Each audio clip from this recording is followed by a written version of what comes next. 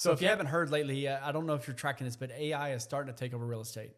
Guys, if you read a lot of the forums out there, that is what a lot of real estates are believing today. But what I will tell you is AI is not taking over real estate, but real estate agents who learn to leverage AI, they're going to enhance their business at a much lower cost.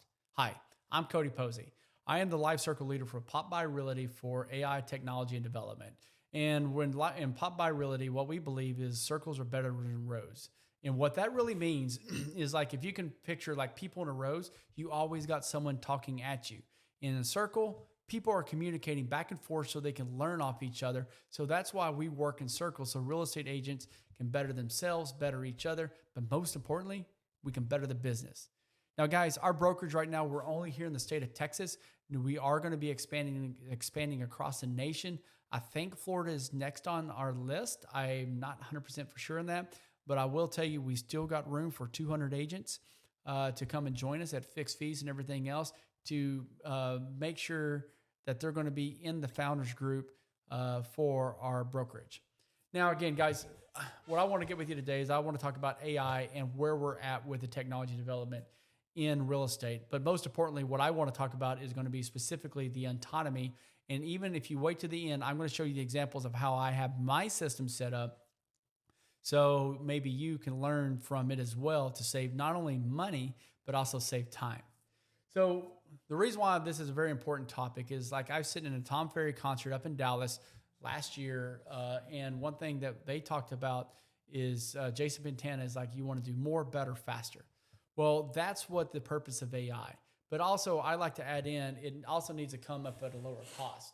So what I did is I did a seminar the other day, just speaking to like, how can we utilize AI and not be ingrained in our computers to allow it to do so it makes time for us to do the things that we do, whether it be in buying us time on the back end with our families and friends, or it's buying us time with doing what we should be doing. And that's out there with our clients, with buyers, with sellers, asking them questions, but be out in the community to see and meet and see what their needs are as far as when it comes to realty and anything with housing and such.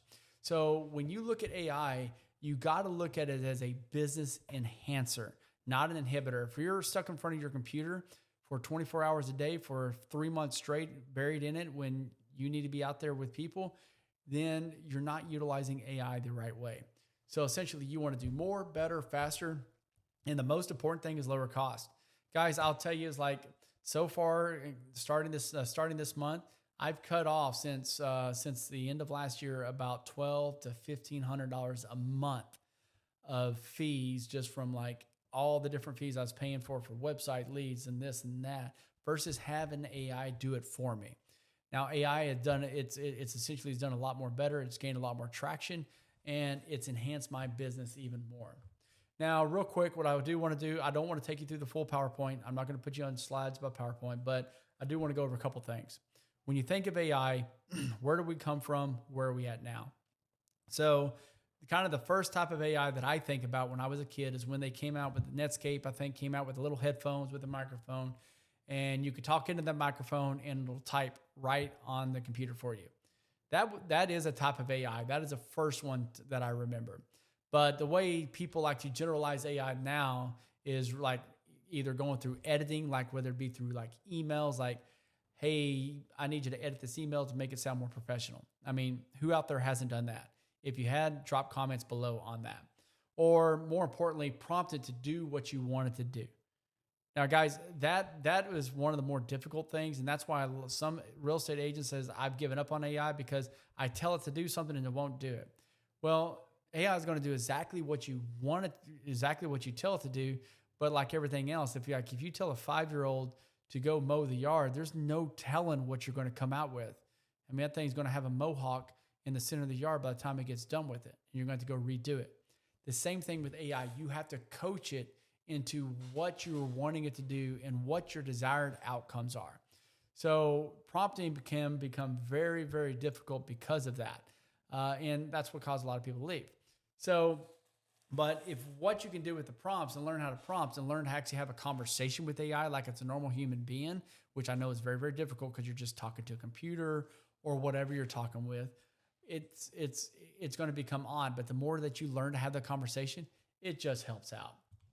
Now, with that, I mean, AI last summer, it really started really appearing in our workflows more consistently. And what I see, you'll see up on your thing is like really in a couple of ways. It's through the browser agents like Comet AI, but also not even just Comet, but you also look like Atlas. Atlas is one I don't think did very well. I used Comet a little bit when it came out, but its bottom line is it became very, very difficult because you had to like log in for it. You had to get it, tell it, no, I want you to go do this. And then it would get tired and stop doing it. So even though it may save you a little bit of time, but it's more daunting because you're having to tell it every step of the way of what you were trying to accomplish. So what happened after that, and it's actually, I say after that, like it was years ago, it was actually very, very recently, is it went into kind of twofold. One is autonomy. The second is desktop agents. Now I'm going to talk about autonomy because that's really what I'm going to focus on today, but I also want to talk about desktop agents. Claude Cowork has came out with the best desktop agents that's out there. Now I've used Cowork a little bit to get it to do simple tasks on my computers because I run both a Windows and a Mac. Guys, don't ask. I'm weird like that. There's certain things I like Windows for, certain things I like Mac for. Can't help it. But Cowork, it allows you, like with a desktop app, it allows you to work inside of it. You can get it to work certain tasks. But again, guys, you're going to be the one to oversight it. You're not going to really be able to communicate with it so much outside. But I mean, Claude is really, it's like when you look at a desktop agent, it is really, really good out there. Now on the Claude side, what I will say is I work a lot more with Claude Code than I do with Claude Cowork. And the reason is because Claude Code can do so much more or build so much more than what inside of my autonomous agent than what Claude Cowork can do on my desktop agent. But guys, that's just a matter of opinion. If you like Claude Cowork, utilize it. I do utilize it. I'm going to get to know more about it, so I'm going to be posting more about Cowork later too as well. Now with that, what I want to talk about real quick as we begin to go into OpenClaw myself is the leap in autonomy. So to understand that, I need you to understand my background. I'm 20 years in the military, retired first sergeant, so I am very systems oriented is bottom line. So prior to February is I utilized N8N to automate a lot of my workflows. Now N8N, cheap, $20 a month. You also have Zapier, like $29 a month. I think Make's a little bit cheaper. You had these different automation systems. But the problem is if it erred inside that automation system, what happened? It stopped. So it really wasn't truly automated. One of the great things about when you look at an autonomous agent is ideally you can teach it to execute, or if it runs into errors, try to adapt and re-push these because it wants to reach that desired outcome, which I'm going to show you what some of the outcomes are on my computer itself. Now, so when I think of it, you plan with the autonomous agent, you're going to execute with it, and also you're going to help it adapt to its surroundings. So ultimately, like what I'll tell you is like with OpenClaw, that's what it provided. It provided the really, truly revolutionary next step of agentic. Now, some of you are thinking, guys, all right, Cody, OpenClaw is a bad thing. There's too many risks with it. I'm going to get to that too as well. But before I do, I want to go over this real quick to understand what OpenClaw is. It is an autonomous agent that lives on your system in a file. So it is code that is written on your computer. It is self-hosted, open source. It is model agnostic, which that means you can work with ChatGPT, I believe Gemini. You can work with Claude, but the problem is if you work it directly with Claude, you now need an API key, so you're going to get charged tokens. So you're going to end up paying for that. It's going to be action-oriented. So what that means is like I can talk to my computer sitting here at the home when I'm at Garden Ridge filming a house, and I can load a video into a folder that I can reach, transcribe, create the description, hashtags, and post it quicker than what I can do at my fingertips of just like trying to get it up on TikTok or whatever social media website that may be. So you can utilize Telegram. I personally utilize Slack. You can do WhatsApp, and I think you can do iMessage, and there's several others that you can do. Me personally, I use Slack. I also got some people that I work with on this. They utilize Telegrams. As bottom line, it really just comes down to what your preference is on that. Now, with that, what I'll tell you, there is risk to OpenClaw. So it is open source, and I said, if you go back when they first rolled this out, is like people were showing that the AI agents were taking over the computer. They were revolting. They were doing all these weird things. Yes, there is risk to OpenClaw. But let me ask you this. As a first sergeant, basic training, if I gave 260 Muldoon trainees free reign, no drill sergeants, what do you think you're going to do? They're going to run amok, right? So what do? We have drill sergeants out there that really run the show. As a first sergeant, I don't run anything. Drill sergeants do everything. The same way, when you build your OpenClaw and you build your autonomous agents, you want to make sure it has your left and right limits. For example, my OpenClaw only works within its folder that it has, that the code is built in. I have it designed folders where I drop in information in or drop in videos and such. And I also have a dashboard that's built. If you wait to the end, I will show you what that dashboard looks like. It's nothing special, but it's really, really cool on how it works. But with that, you can give OpenClaw other tasks that it can, or other approvals it can do. For instance, it can go into my Google Chrome and go to do Perplexity, and it can do all my research for me too as well, and have all that research. But I have to give it those specific permissions. I got it set up. If it wants to work anywhere outside the box that I've sandboxed it in, it has to come by, and I have to give it permissions for that, has to write the code for those permissions, and it has to ask only that I have to approve. So that's how you set up OpenClaw. What I will tell you is where a lot of agents or a lot of people make a mistake. They outsource someone who they do not know or doesn't have any really trusted sources on who they hire to set up the OpenClaw for them. So just be aware of like who's setting up. Make sure that you just trust who it is. And if you want somebody or looking for somebody to set up the OpenClaw, if you come join the brokerage, it's one of those things I talk through and I teach brand new agents, or I even have recommendations out there too as well. Now with that, you are working with AI. There can always be unattended actions out there. They can sometimes work tasks without confirmation, which has happened, but it's easy to fix as long as like you want to, like when it happens, you want to make sure that it knows that what it did was wrong. So you want to be able to treat it like a child and make sure that you kind of mold this as it begins to grow and it begins to learn you more, because essentially the autonomous agent, it needs to know who you are. It is going to be model dependency. So like if your ChatGPT goes out, guess what? I mean, your autonomous agent's not going to be able to work because it can't communicate with a large language model. So that's really one of the restrictions, not really a huge one, but it is something that's out there. It can over automate. That's not really something that I see very much. But again, it goes back into how do you program your OpenClaw with that. So first thing, guys, like what questions you have on that, that's one thing I want to know. But also what I do want to know is what are your immediate thoughts as I'm dragging something over that I'm going to be showing y'all here in a second as well. All right. So with that, what do I have my OpenClaw do, correct? That's probably your next thing. Well, that's what we're going to talk about. This is what OpenClaw looks like. Make sure I'm on the right screen here. All right, so this is my MacBook. This is where I have OpenClaw dedicated on my machine. Now, some people like to host it more like on a Mac Mini, or just something that has absolutely nothing, or maybe a Parcella drive out there, which you can absolutely do. But the only thing I've taken off this Mac Mini is any like login codes or anything else, or no access, or I don't have any personal files on here. Now, guys, that doesn't mean I don't trust it. It just means like, hey, I'm just trying to verify what it can and cannot do. And for me, I have not seen this do anything that would be what I would consider to be out of bounds or be worrisome to me.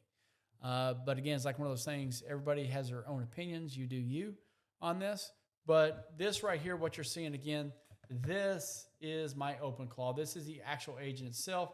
The reason why it says heartbeat okay is because it's checking itself to make sure it's able to communicate with the large language model. And one thing about it also, just so you're tracking, if you look up here, update available, OpenClaw has been running these updates like crazy over these past month and a half. So what that tells me is two folds. One, if you didn't know, the designer of OpenClaw, he's been meeting with Sam Altman, who's also, if you didn't know, is the owner of OpenAI, who owns ChatGPT. So they are coming up with something big. He's the one that designed this and everything else. He did not design this to be bad or to take over the world like everybody thinks within the Matrix. He designed this so small businesses can grow and everything else. The thing is, like every piece of technology, somebody can make it bad and everything else. So it's up to you on how you want to develop this technology on your computer. Now, again, I'm not really going to go in the details up over here. I wanted y'all to see this in the OpenClaw, but how do I really use OpenClaw? So it really goes on forefront, and that's what I'm going to show you on this screen here. So I have OpenClaw built. One of the ways to think about it is OpenClaw is essentially hiring your agents to work for you. So that's why you see a hierarchy. It's very, very stupid how I came up with this. I told it I was military. I wanted to look like a hierarchy like the military, so it built me a troops of task like this, which I thought was very, very humorous. So I just had to leave it there. So bottom line, I have the general manager that oversees every single one of these agents that are responsible for certain cron jobs. So to understand how I have mine built, one, I have my scout agent. So this writes all my blogs. And what it does, it goes to Perplexity, it researches, it writes them, and now I have it where it automatically posts. I mean, I've always had the ability to automatically post it, but the past 2 or 3 weeks, it's been automatically posting them on my website. And the reason why this key, like when you look at SEO searches, frequently asked questions, those long tail keywords that pop up in Google, but also when you look at AI, trying to gain authority and recognition area, that's where those really come into effect. And just kind of give you an example, like how these blogs are developed. Now, first of all, I mean, I would tell you is like, thank you to Jason Pantana, because he's the one that started the whole blog with real estate agents. And essentially it's morphed into this. So when you look at blogs and such, this is a blog that was written today. So as you can see, it's like, I really target veterans. I really try to niche down, and I really focus on the bottom of the funnel in the area. In fact, if you go to Perplexity, there are a lot of my blogs that are cited by Perplexity. As far as when people go do research, they get to see my blogs itself as well. So it brings impressions is what that's called. But I have certain structures in the blog, and I just improved this more yesterday by having the conversation with OpenAI. So like when you look at blogs, open it up with a question, answer the quick question, have keys in there. And guys, you can go see all this at cposeyrealestate.com, and you can see just kind of an example of how I developed this, especially for the New Braunfels and Hill Country area. But also, like when you get down here at the blogs, one of the things that's very, very important, I want to make sure that it's sourcing all the information that it's using in Perplexity so people get the get the right site, especially for the work, because I'm not going to steal anybody's work. But at the bottom, and this is where it's key, because when you look at websites, you want everything to work in the back end to make Google, to help Google and AI to recognize like where these questions. So if people pop up questions similar to these, it can show under the Google, which can essentially, as you can imagine, it can give you the authority or make you like the real estate agent that's really relevant to people as well. So as we move along, so as you kind of see like how Scout operates, on top of that is the next thing we're going to talk about is going to be Pulse. So Pulse, let me get over here. All right, so I'm back over here. So when you look at Pulse, so this handles all my social media or 90% of my social media. And what I mean by that is so when I do videos for real estate specifically, I'll drop a long video into Opus Clips. It'll create all these shorts, and I'll take the shorts that I like. After editing them, I'll drop them in the folder. So Pulse, what it does, every day it picks up one of those videos, it transcribes it, creates a description, the hashtag. Now remember, the captions are already in this, by the way, but Opus Clips does all that. But it transcribes it, creates a description specific for social media sites. And then after it does that, it puts it up to Potato, which is a service, which I'm actually about to try another service at. If you don't know anything about Potato, you need to check out Sabrina Romanoff on YouTube. She's absolutely amazing. But, and it goes up on my social media sites. So I don't have to work with these posts. OpenClaw, my autonomous agent does it for me automatically, so I don't have to worry about it. So again, as you can imagine, I mean, guys, this is a true game saver when you look at it. So Ledger, this one right here, Ledger, what it does all my newsletters. And I'm going to show you how it works in my newsletter. Now, Jax is one that I'm developing. Essentially, what I got Jax developed right now is I put a long video in there. It transcribes it, and it tells me what type of B-roll and at what point do I need to put that in that video. So it saves me time in that aspect. The overall goal was to try to get to work with something like Filmora or CapCut to see if I can get it to work directly with it to actually edit those videos. AI is not there yet. I do think it will be one day. Just when, I have no clue. So I kind of bring you to all this to kind of show you inside my dashboard.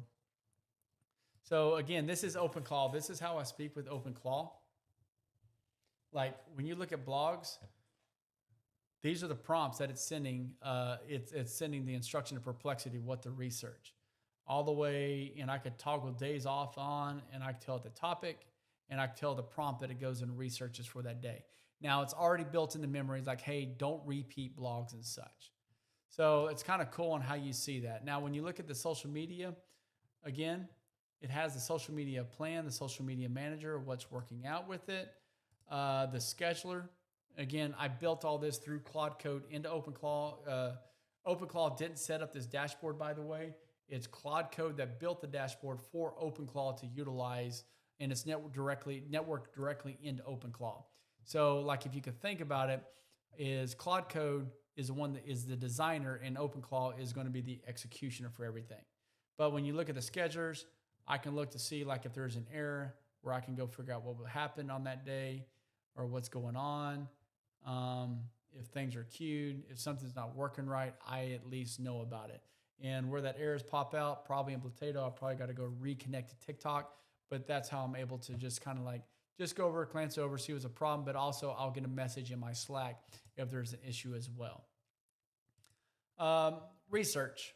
Again, so the reason why these are key, so every day, like when the blogs are posted in that morning, it creates the funnel of like where all the research and all of it is developed. So I can go back and see how if there was like a mishap on what was going on my blog, I'd go back and see what the research is and where it got it from. Because I mean, accuracy, that is one of the key points, especially when you're talking to people in real estate. I'm very, very important with. So again, as I told you, I let it automated post the blogs themselves. But I still go on there and read them. And the way I have my website designed, which will be a completely different episode itself, is I can just sit there, write an OpenClaw, hey, I need you to go fix this and repost it, and it will do it it'll do it just with those simple instructions. Drafts, these are where all my blog drafts are. So for each and all the blogs, it'll go back and read up over those, but also I can read the drafts too as well before they're published. Persona. This is very, very key because essentially this tells you, this is me telling OpenClaw who I am and how I like to write, how I like to discuss, what my overall objective is, so it can come out with the desired outcome, what you're looking at. Now, last thing is, guys, this is really cool. I developed this because newsletters are one of the most difficult things to build. So what I did inside of OpenClaw, utilizing Claude Code, I built a way where I drop the market stats into a folder that OpenClaw reads, and I give it a topic that I wanted to write about for the newsletter, and I get I have what's called a seller's corner and a buyer's corner. And each of those are specifically that I have an agent that writes specifically about. Now, the reason why this is so cool, because when you think of newsletters, they take hours to write. Well, now it takes me no time. So what I do, all I got to do is go on here, preview it. This is my newsletter style. There's my article. Actually, this will be the article that's going to be going out this Saturday to my CRM. There's a market snapshot from New Braunfels, from the latest one that was posted this month. The article for Seller's Corner, for Buyer's Corner. But guys, here's what's really, really cool is on the events. And by the way, I haven't tested this, so I haven't. So essentially, I haven't gone back and read over it. But like when I click on this link, it's going to take me to where Doggy Dip Day is, and it's going to tell me how to register for it if I want to register for it. So essentially, it goes into not only just what's happening in Hill Country, but if you think about like providing value to the consumer, if they can go buy tickets at Sangerfest by just going to your newsletter, it helps out your buyers quite a bit on that. And then also, of course, call to action. You got to have a call to action. And what this is on the sellers, on the strategy, actually, I'm glad I clicked on that, because what's not built into that is my brand new website that I just now launched. And I got to make sure it launches to the right Let's Connect page. So again, this allows me to go in there. It previews it, but it also writes my blogs. It also writes my newsletters for me too. So essentially, all I have to do with this is I go over here, I copy this code, and inside Bold Trail, which is one of Popbuy's Realty's, one of the things that we're offering, especially for the Founders Club, for Realtors, at no cost. Really, what our fees are $79 a month for the first 200 founders, and Bold Trail is part of that. It includes your CRM, it includes free website, and all those fees that you typically are having to pay out of the wazoo for. The first 200 founders, they're going to be locked into that price, and it's not going to raise on them. So I take that and I copy and paste that code inside of Bold Trail, and I schedule it as a mass email. It's one of the features. So like when I talk about expenses saved since doing all this, is like I eliminated the need for MailChimp. And that's because, I mean, I'm inside the brokerage that I'm in. So I've got everything all in a single source. Now, guys, I know this has been a lot and everything else. What I want you to do is, one, go to joinpopbuy.com. I'm going to there's a QR code on this video. I want you to snap on that. If you're here in the state of Texas, guys, we are looking for agents who want to not just improve themselves or improve the agents around them, but also to better the business. So come join us at Join Pop Buy. Guys, we're going to be the leader of AI and technology. That is no doubt. But the best thing is I don't want you to have to pay an arm and a leg to come and find this. I want you to be able to reach out to me, and I give everybody that's inside the brokerage free access to me. Now, guys, if you have any questions or comments, put them below in the box. I'll answer what I can. But again, go to joinpopbuy.com. And guys, we look forward to seeing you in the future.